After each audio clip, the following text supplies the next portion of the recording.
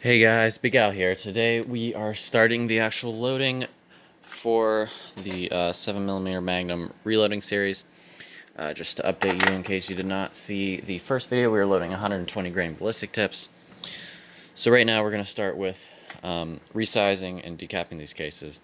We're using two different cases, Remington cases and Federal cases for the different powder types. So first of all, when we start this, we are going to brush out the necks. I have a neck brush on my case trimming tool.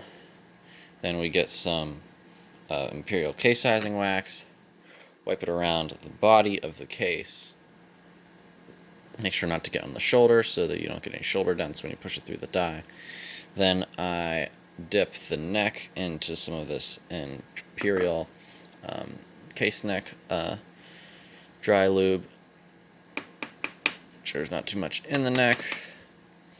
Then you put it in your shell holder. I have a Forster coax, so I have a universal shell holder. Move around, and you get a resized case. Then you keep doing the same method. Brush out the neck, wax on the case body, powder on the neck, and press back out. This is pretty old brass, but that should not make a difference. Maybe brass life, but we should be fine for a few loadings. We're going to start with a ladder test style thing, where we start with a lower charge and work our way up to max or over max, depending on the circumstance. But we'll just keep going up until we get some pressure signs. And we might have to come back in the reloading room and reload some more if we don't get pressure signs at max charge. So yeah.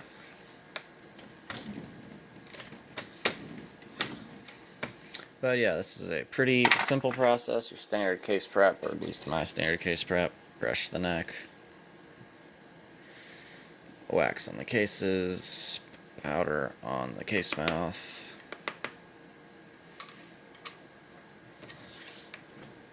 up into the die, decaps it, resizes it.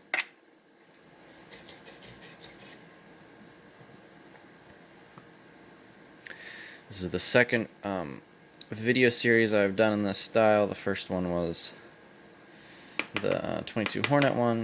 I thought that went pretty well. It's a lot easier for me to edit those, but it seems like they're about equally well received. The reason we have to use this, the wax and the dry lube on the cases, is so that it doesn't get stuck in the die, and so that it sizes with ease. If you don't use that, you might get a stuck case, and then you gotta figure out how to get it out, which isn't always that hard, but sometimes it is. Oftentimes involves destruction of the case. Not always.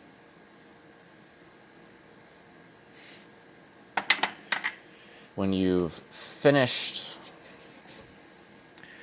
resizing all the cases, or resizing one case, you need to check it in your rifle to make sure that it fits and that it is not too long, or that the headspace is not too long.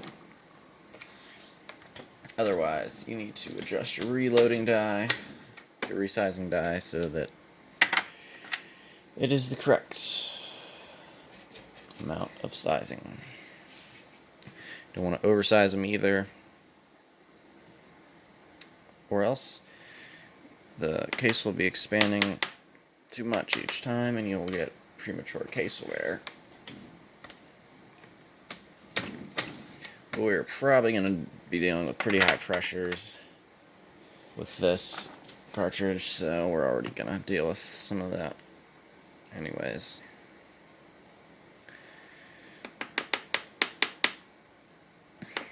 Something that is absent in my brass prep that is not in a lot of other people's is cleaning the cases.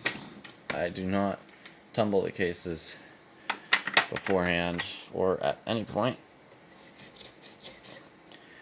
because the cases that I use tend not to be too dirty. I don't use range pickups at the moment. I'm just using things that I or other people have shot at the range, put them back in the box they came in, and they stay pretty clean. They got some powder residue on them, which is just fine. Doesn't really hurt anything. I oftentimes do wipe down the cases. Got a primer stuck in the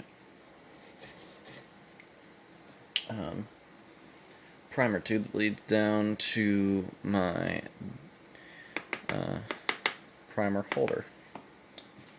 Let's see if I can push that back down. There we go.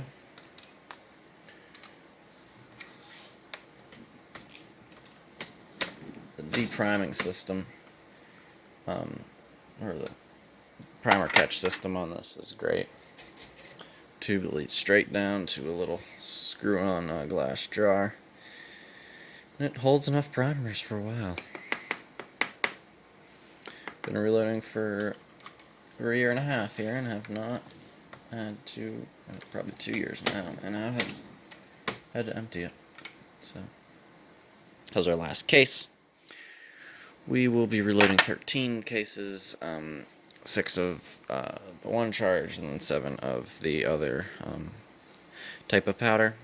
That is all that happens, though, in resizing the cases. Now, we are going to have to take the, we're going to have to clean out the primer pockets and then chamfer the case mouths of these cases. So we will do that in the next video. Stay tuned, and I hope you enjoy the content I've been putting out. And if you have, please like, share, and subscribe to my channel. Goodbye.